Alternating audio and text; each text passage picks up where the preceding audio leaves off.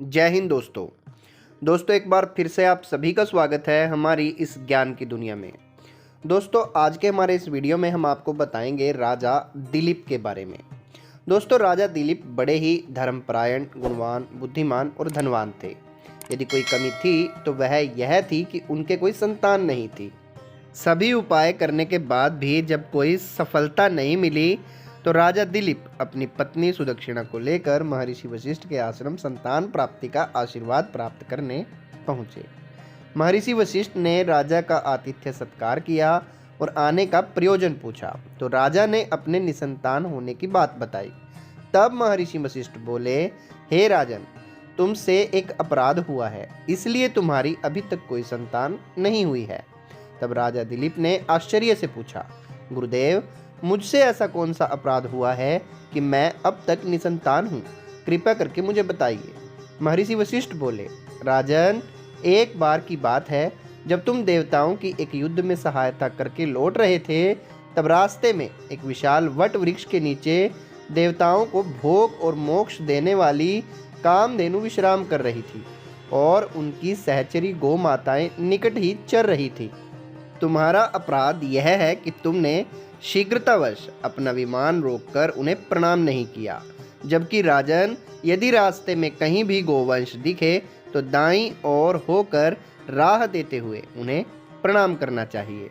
यह बात तुम्हें गुरुजनों द्वारा पूर्व काल में ही बताई जा चुकी है, लेकिन फिर भी तुमने गोवंश का अपमान और गुरु आज्ञा का उल्लंघन किया है। इसीलिए राजन, तुम्हारे घर में अभी तक कोई संतान नहीं हुई। महर्षि वशिष्ठ की बात सुनकर राजा दिलीप बड़े दुखी हुए। आंखों में अश्रु लेकर और विनम्रता पूर्वक हाथ जोड़कर राजा दिलीप गुरु वशिष्ठ से प्रार्थना करने लगे, गुरुदेव, मैं मानता हूँ कि मुझसे अपराध हुआ है, किंतु अब इसका कोई तो उपाय होगा। तब महर्षि वशिष्ठ बोले, एक उपाय है राजन, ये है, मेरी गाय नंदिनी है जो कामधेनु की ही पुत्री है। इसे ले जाओ और इसके संतुष्ट होने तक दोनों पति पत्नी इसकी सेवा करो और इसी के दुग्ध का सेवन करो। जब यह संतुष्ट होगी तो तुम्हें पुत्र रत्न की प्राप्ति होगी। ऐसा आशीर्वाद देकर महर्षि वशिष्ठ ने राजा दिलीप को विदा किया। अब राजा दिलीप प्रण से नंदिनी की सेवा करने लग गए।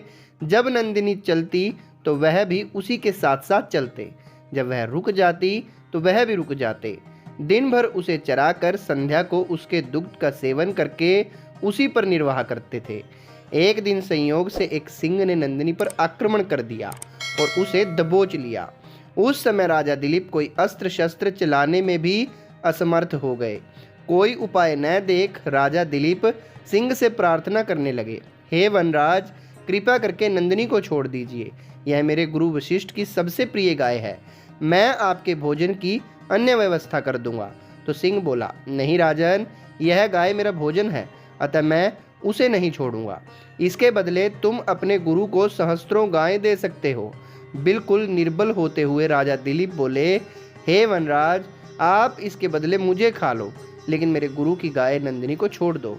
तब सिंह बोला, यदि तुम्हें प्राणों का मोह नहीं है तो इसके बदले स्वयं को प्रस्तुत करो, मैं इसी समय इसे छोड़ दूंगा। कोई उपाय न देखकर राजा दिलीप ने सिंह का प्रस्ताव स्वीकार कर लिया और स्वयं सिंह का आहार बनने के लिए तैयार हो गए। सिंह ने नंदिनी गाय को छोड़ दिया और राजा को खाने के लिए उसकी ओर झपटा, लेकिन तत्क्षण हवा में गायब हो गया। तब नंदिनी गाय बोली, उठो राजन, यह मायाजाल मैंने ही आपकी परीक्षा लेने के लिए रचा था। जाओ राजन, तुम दोनों दंपति ने मेरे दुग्ध का निर्वाह किया है, अतः तुम्हें एक गुणवान, बलवान और बुद्धिमान पुत्र की प्राप्ति होगी। इतना कहकर नंदिनी अंतर्ध्यान हो गई। इसके कुछ दिन बाद नंदिनी के आशीर्वाद से महारानी सुदक्षिणा ने एक पुत्र को जन्म दिया, रघु के नाम से जो विख्यात हुआ। इसके पराक्रम के कारण ही इस वंश का रघुवंश के नाम से जाना जाने लगा। तो अगले वीडियो में आपको बताएंगे महाराज रघु के बारे में। तब तक के लिए जय हिंद, जय भारत।